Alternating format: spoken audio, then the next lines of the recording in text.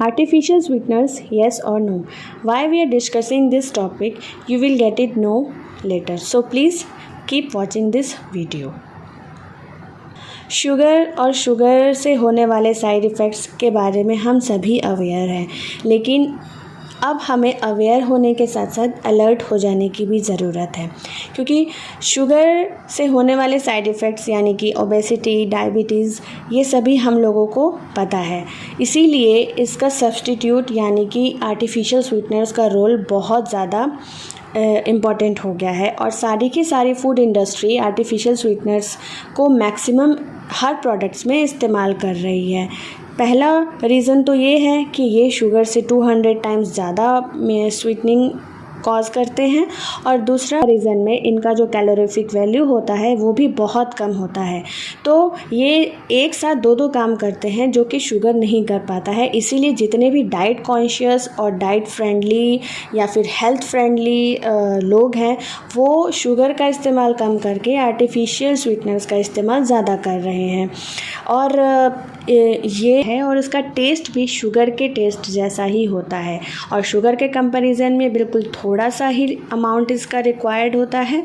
तो इसीलिए ये डाइट फ्रेंडली और हेल्थ फ्रेंडली लोगों की पहली चॉइस बन गया है। आर्टिफिशियल शुगर जो है वो आजकल खाने के हर एक प्रोडक्ट में पाए जाते हैं, चाहे आप कपकेक्स ले लें, चाहे आप आइसक्रीम ले लें, चाहे आप डाइट कोक या फिर ज़ीरो शुगर कोक भी आजकल बहुत मार्केट्स में अवेलेबल है, उनमें भी ये पाया जाता है। शुगर कोटेड कैंडीज़ होती हैं उनमें पाया जाता है, जैम्स में पाया जाता है, जेलीज़ में पाया जाता है, योगर्ट, चॉकलेट और भी बहुत कुछ, जितने भी च्युइंगम्स होते हैं, माउथ फ्रेशनर्स होते हैं, ऑर्बिट और जितने भी आपके माउथ फ्रेशनर्स अलग अलग फ्लेवर्स में अवेलेबल हैं, उन सभी में आपको ये आर्टिफिशियल स्वीटनर्स मिलेंगे। स्पेशली एस्पार्टेम नाम का जो आर्टिफिशियल स्वीटनर है वो ज़्यादातर प्रोडक्ट्स में पाया जाता है।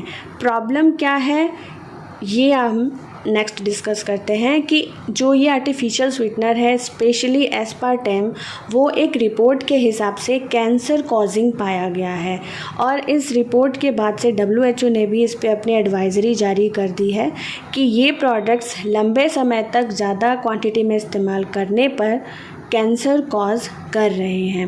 इसीलिए जितने भी हेल्थ फ्रेंडली और डाइट कॉन्शियस लोग हैं उन्हें अलर्ट हो जाने की ज़रूरत है, क्योंकि वो ये सोच करके ये सारी चीज़ें कंज्यूम करते हैं कि इसमें कैलोरी बहुत कम होगी क्योंकि इसमें नेचुरल शुगर नहीं आर्टिफिशियल शुगर है। कई बार हम वो फूड प्रोडक्ट्स ख़रीद लेते हैं जिनमें से मेंशन तो किया रहता है नो शुगर और ज़ीरो शुगर और डाइट कोक और ज़ीरो शुगर कोक, ऐसे करके प्रोडक्ट्स अवेलेबल हैं मार्केट में जिनमें कि जो क्लेम करते हैं कि इस इंग्रेडिएंट में कोई शुगर नहीं है या फिर जो शुगर है भी तो बहुत ही रिक्वायर्ड अमाउंट में, मिनिमल अमाउंट में है। और वो अगर आप इंग्रेडिएंट लिस्ट में चेक करेंगे तो वहाँ पर कहीं भी ऐसे आपको मिलेगा नहीं कि इसमें शुगर है, क्योंकि ये जो भी इंग्रेडिएंट्स हैं आर्टिफिशियल स्वीटनर्स हैं वो डायरेक्ट नेम से ना लिख करके इनके एक अपने कोड नेम होते हैं वो इस तरह से लिखे होते हैं। तो जनरली आदमी नहीं जान पाता है कि ये इंग्रेडिएंट्स क्या हैं और वो उन प्रोडक्ट्स को यूज़ भी करता है और वो सेल्फ में कॉन्फिडेंट रहता है कि मैं जो प्रोडक्ट्स यूज़ कर रहा हूँ वो कैलोरी लेस है और स्वीटनिंग जो है इसकी रिक्वायर्ड अमाउंट में है तो मैं सेफ़ हूँ। लेकिन ये जो प्रोडक्ट्स हैं वो कई बार डायरेक्ट ना नाम लिख करके कोड में ये मेंशन किए रहते हैं, जैसे कि E951 जो नेम है वो एस्पार्टेम का ही नाम है, तो एस्पार्टेम ना लिख करके वो E951 उसमें मेंशन किया रहेगा इंग्रेडिएंट लिस्ट में। तो इस तरह से प्रोडक्ट्स अवेलेबल हैं मार्केट में जो कि क्लेम तो करते हैं कि वो कैलोरीफिक वैल्यू और आपके हेल्थ के लिए बिल्कुल सेफ़ हैं।